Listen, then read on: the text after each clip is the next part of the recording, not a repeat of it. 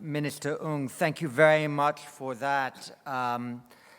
Not surprisingly, you very elegantly brought together the complex threads of our discussions over the last couple of days. I want to thank you very much, of course, for your warm remarks about the development and growth of the Shangri-La Dialogue, and let me, for my part, say that the strategic partnership between the IISS and Singapore has been one built on friendship and tremendously professional cooperation, and we look forward to a new generation of Shangri-La Dialogues to which we will shortly give birth. Your remarks, I think, on the changing distribution of power in the Indo-Pacific were very important. Your reminder that challenges to the rules-based order are now coming also from quarters that usually proclaim its importance.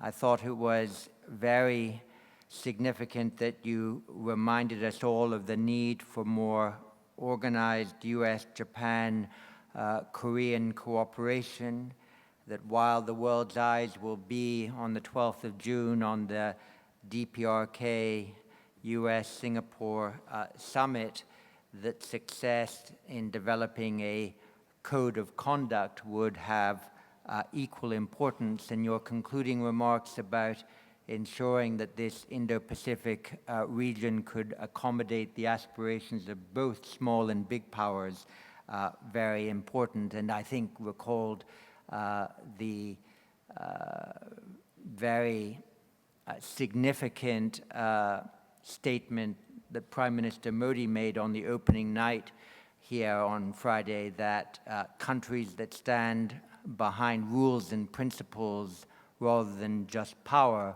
are those who are able in time to command the most international respect. So a great deal of food for thought there. We have half a dozen people who've asked for the floor. I can accommodate a few more, and what I will do is take those questions and comments and then return to the panel for their reactions and answers.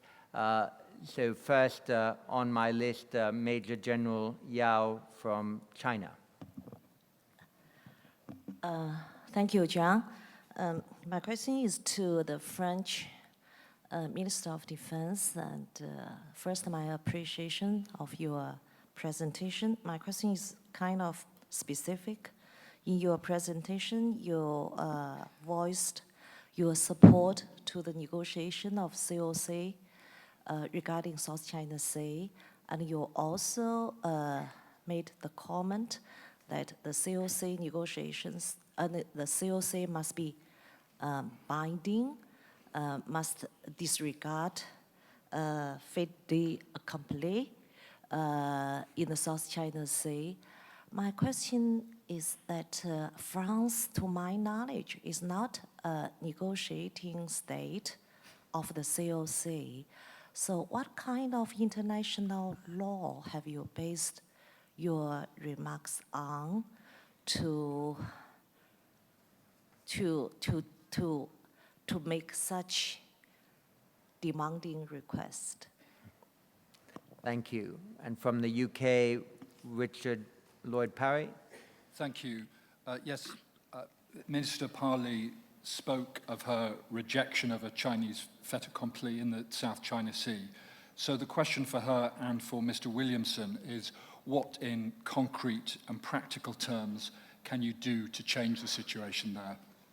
And both France and the UK have dispatched military ships in symbolic action in the South China Sea. Do you rule out actual military action as a means to reverse or halt Chinese militarization? Thank you. And from Singapore, Dr. Chong Ya-Yin. Thank you. My question is for Minister Ng. A lot has been floated around this event about values, rules, but for me it's still a bit unclear.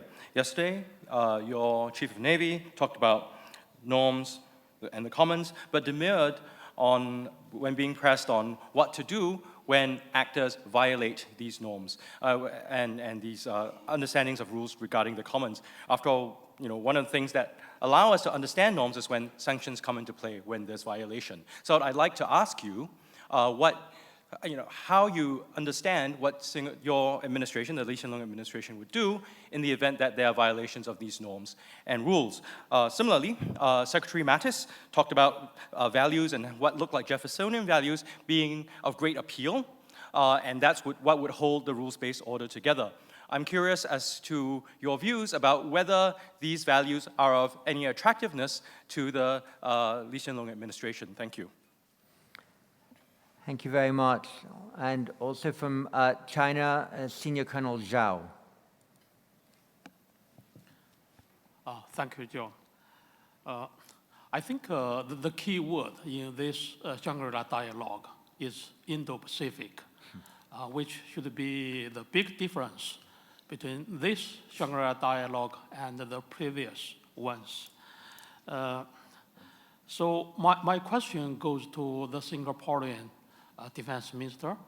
So I'd like to know how much the emphasis of Indo-Pacific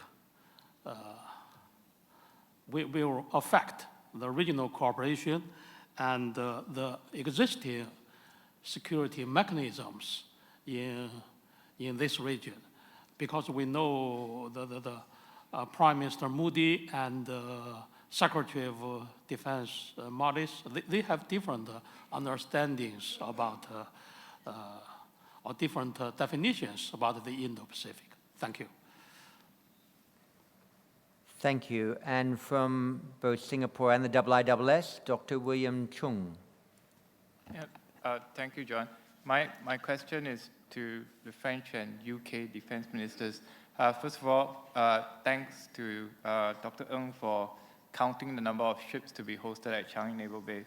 I want to ask, given that there's so many UK and French ships traversing the region, including the South China Sea, whether you might want to conduct kind of more what I call FON, freedom of navigation related activities that exercise high sea freedoms.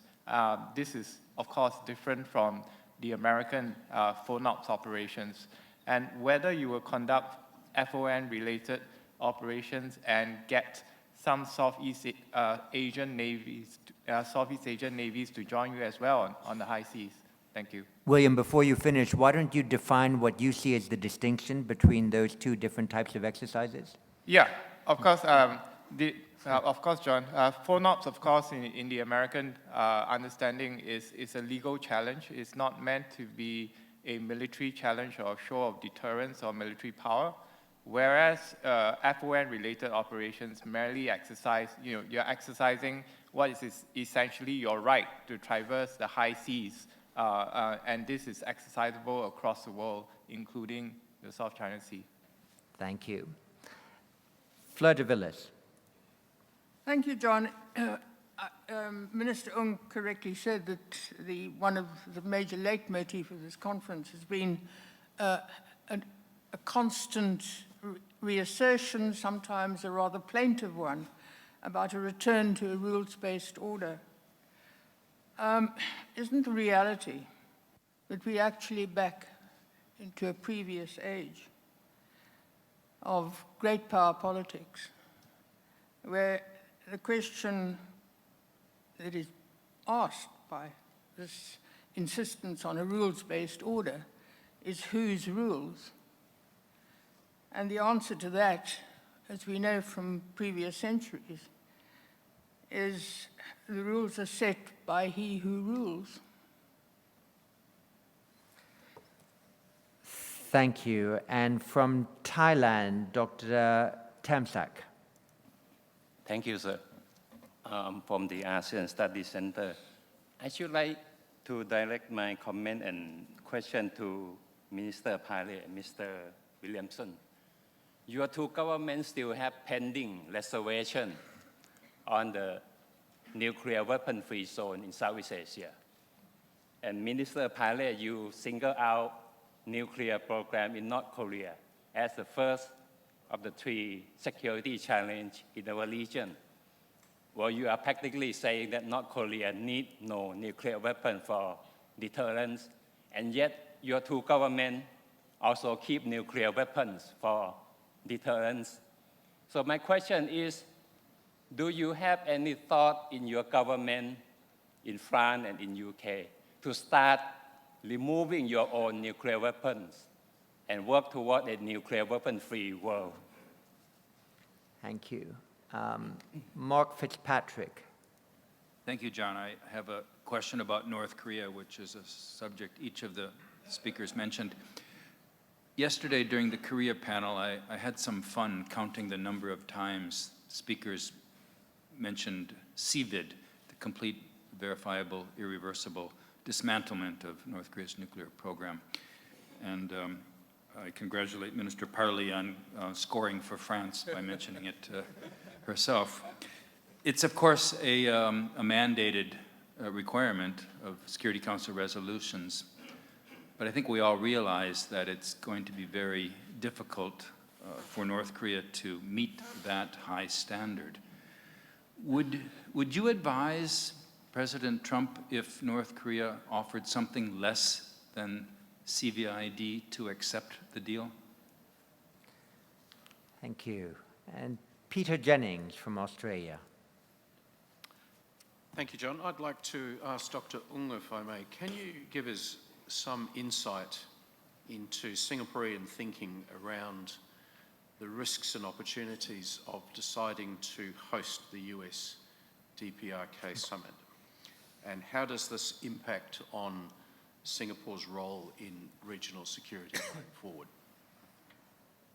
Well, thank you very much. I think that's a pretty rich menu. So why don't we give each of the ministers 3 minutes or so each to address those questions, and I'll invite them to do so, if I may, in the order in which they originally spoke. So Florence Parly, Gavin Williamson, and Minister Ng. Florence first, please.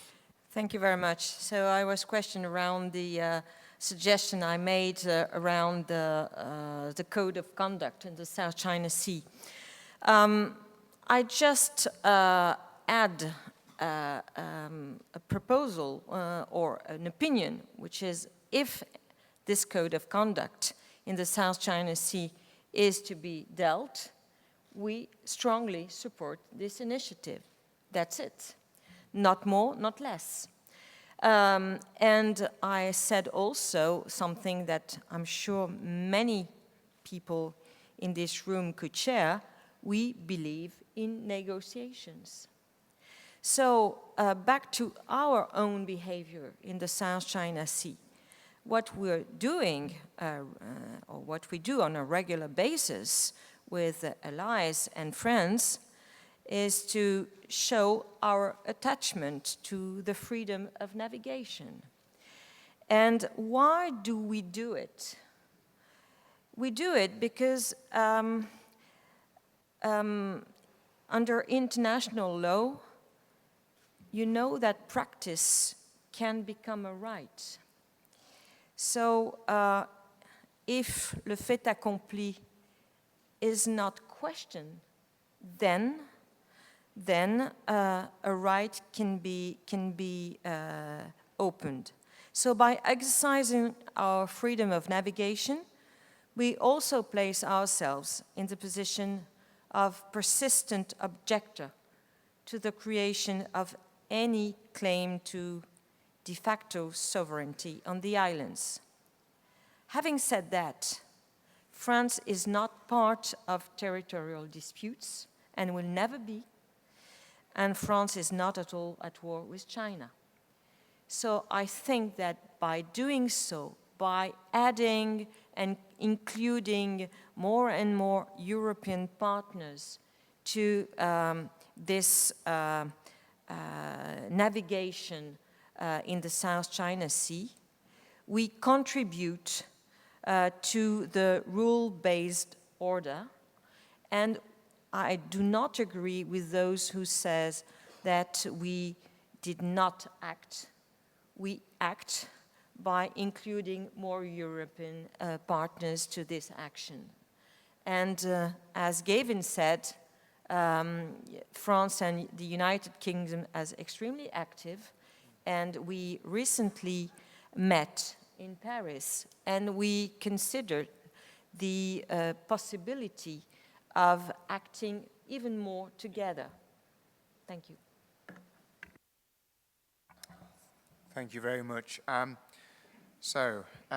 Very much echoing what Florence said, we will continue to preserve the rights of freedom of navigation, the right of passage. This is something that has happened for many, many generations, and it is by demonstrating that we make it clear that this is something that many nations, not just Britain, not just France, not just the United States or Australia, and many other regional countries want to see preserved. But the more we do it, the more clearly we send the message of many nations being able to act in that way. And ideas such as the code of conduct are ones that should be welcomed. Everyone wants to find a solution and the best way forward, which leads you on to a very nice question of who does set the rules.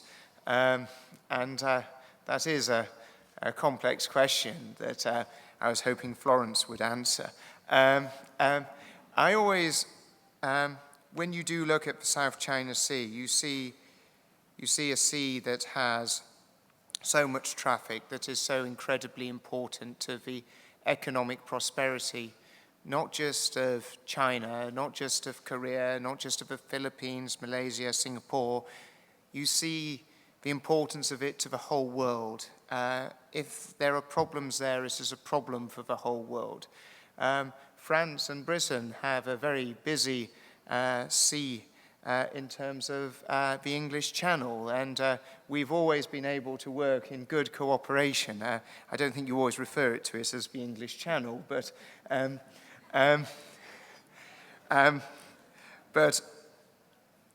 it goes to show that actually by working together, there are ability to actually find solutions to the problems. And actually, the set of rules that we have, the set of rules that people actually adhere to are ones that are respected overwhelmingly around the world. And it's not just by Britain, it's not just by France, it's not just by the United States, it is by the overwhelming majority, and people see it as the best way of preserving their prosperity, their future, and their security. And rules do evolve, but actually you have to be part of the system, you have to be contributing, you have to be supporting those rules in order to be able to influence them and change them. The question was asked about the nuclear challenge in North Korea, and if we propose to get rid of our nuclear weapons, I'm very pleased that Britain is investing £31 billion in our independent nuclear deterrent, our next generation of continuous at-sea nuclear deterrent, and our dreadnought submarine. So our commitment is very much there to keep a nuclear deterrent. And the final question about CVID, I feel ashamed that it wasn't mentioned in my speech.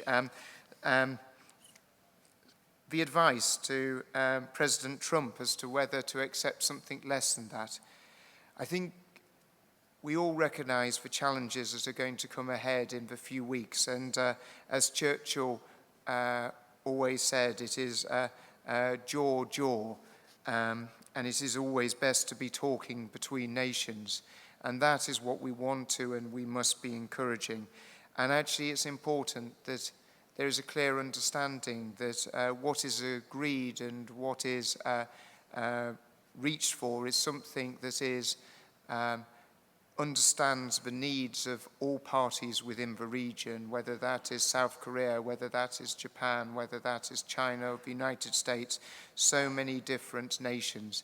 And that is what is absolutely key, is to making sure that the solution is one that actually is a solution for all those interested parties. Thank you, John. There were two questions that I thought were related. One, what do you do, what do countries do when status quo or norms are violated or status quo is tested? And related to that, I thought Fleur de Villiers' comment that he who rules makes the rules. For practitioners, just as Singapore is ASEAN chair this year, we take a very practical approach. We accept that rules are evolving. I think it was speakers before me who said when the balance of power changes, balance is also affected. And we're realistic, we understand this. But as practitioners, we continue to focus on dialogue, confidence-building measures, strategic patience that other speakers before me have mentioned. And that's why I took some pains to explain what Singapore as ASEAN chair will be doing for this year. Are we moving back to an era where new rules are formed? I think yes and no. I'm reminded of a phrase which Mr. Lee Kuan Yew used, and I paraphrase him, when he said, of all the hegemons, the US is the most benign and magnanimous. Can we, by moral persuasion, dialogue, discussion, persuade hegemons and would-be hegemons to be equally benign and magnanimous? I would remind you that in terms of values, even when the US chose to assert its presence here and its military power here, I think the acceptance was based, if I can characterize it, what JFK, President John F. Kennedy said: to pay any price, to bear any burden, to meet any hardship, to support any friend, oppose any foe, in order to ensure the survival and the success of liberty. I think all the large powers and the leading powers in this region understand that. And that is why I quoted from President Xi Jinping's speech in his Boao Forum, and that underlying the contestation, underlying the shift in geopolitics, is that deep understanding that stability has improved the lot of all nations here. The question was asked also, how does Indo-Pacific affect security mechanisms?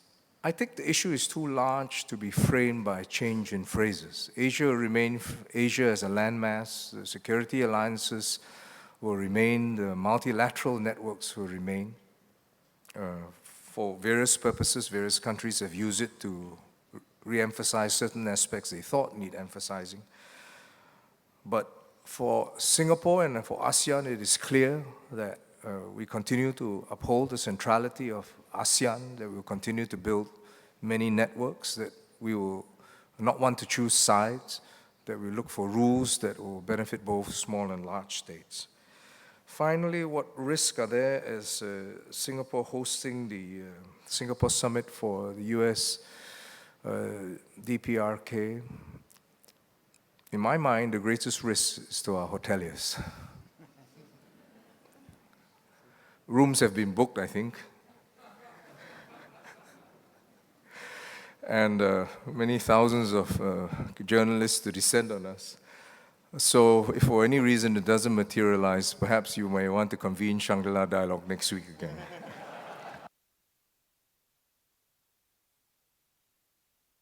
Yes, I realized that I dropped the question around the North Korean dialogue. So if you allow me, I'll come back to it.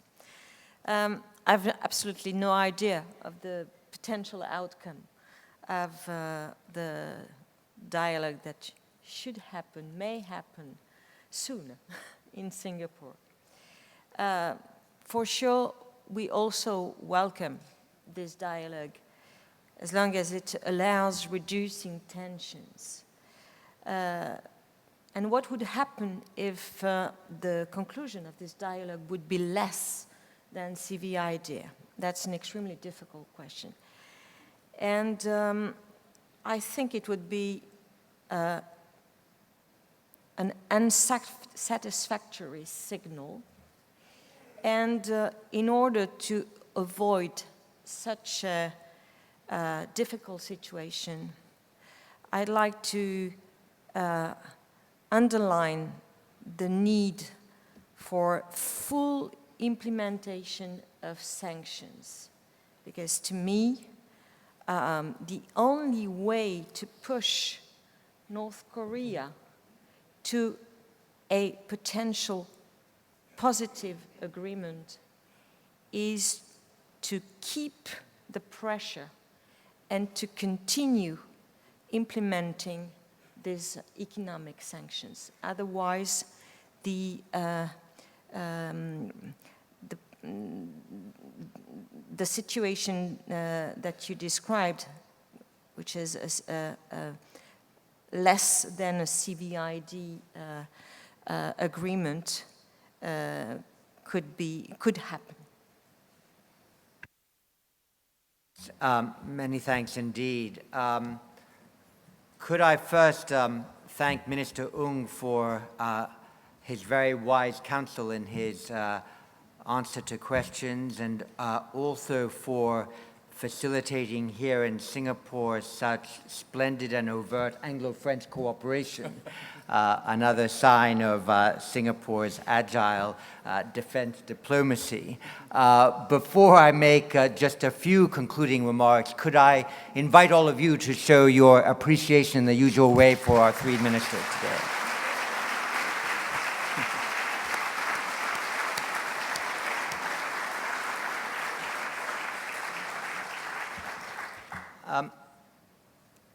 Let me just conclude this fantastic weekend by thanking all of you by citing a few intriguing statistics. Over this weekend, we had 51 nationalities represented here, 561 delegates, several thousand people badged, over 300 government officials, 91 bilateral meetings that the IISS is aware of, but many more that took place discreetly. All of them took place discreetly, but some of them even more discreetly and in other places, including involving many intelligence chiefs that were gathered here alongside the defense ministers, a record number of defense ministers, substantially more than in any previous year, national security advisors as well, chiefs of defense staff, numerous trilateral meetings took place as well. 537 members of the press corps attended this event, 150 different media outlets, and for those interested in social media, over 13 million impressions used the Shangri-La Dialogue hashtag. So that, I think, is a pretty fantastic demonstration of the attention that was placed not here only in Singapore, but worldwide to this dialogue that was opened by Prime Minister Modi, addressed by dozens of defense ministers and dozens more of senior officials. And as Minister Ng said, I think that enthusiasm for meeting here in Singapore at the Shangri-La Dialogue over 3 days shows, if I can use this phrase, the centrality of this forum in assuring that defense cooperation in the Indo-Pacific takes off as well as it can. The IISS has the unique honor of being able to partner with the government of Singapore in organizing this dialogue. We launched it in 2002, not knowing whether it would succeed and not dreaming that it would get to this size and importance. So we're collectively proud of the effort that we have engaged in. I want to thank all the staff in the Ministry of Defense, the police, the armed forces, the others who have kept us not just secure, but happy over this weekend, and to announce that the next Shangri-La Dialogue will not take place next week. We need a bit more time to prepare than that to bring 51 countries together again, but it will take place 31 May to 2 June in 2019. It will not be the holy month of Ramadan then, and I hope everybody who is here will be able again to attend. We will make our best efforts to ensure that the agenda is relevant and the opportunities for genuine defense cooperation and dialogue are again offered to you all. What I think is particularly remarkable about the Shangri-La Dialogue is that it is not just a place at which important statements are made, conversations had, but where actual agreements are signed and promulgated. So this is a place where diplomatic activity actually happens and is initiated and policy innovations are made. Personally, I want to thank the 18 members of the IISS staff who served 550 delegates and several thousand others who were badged. So if you could give a warm welcome of thanks to MINDEF and the IISS staff, they would appreciate it.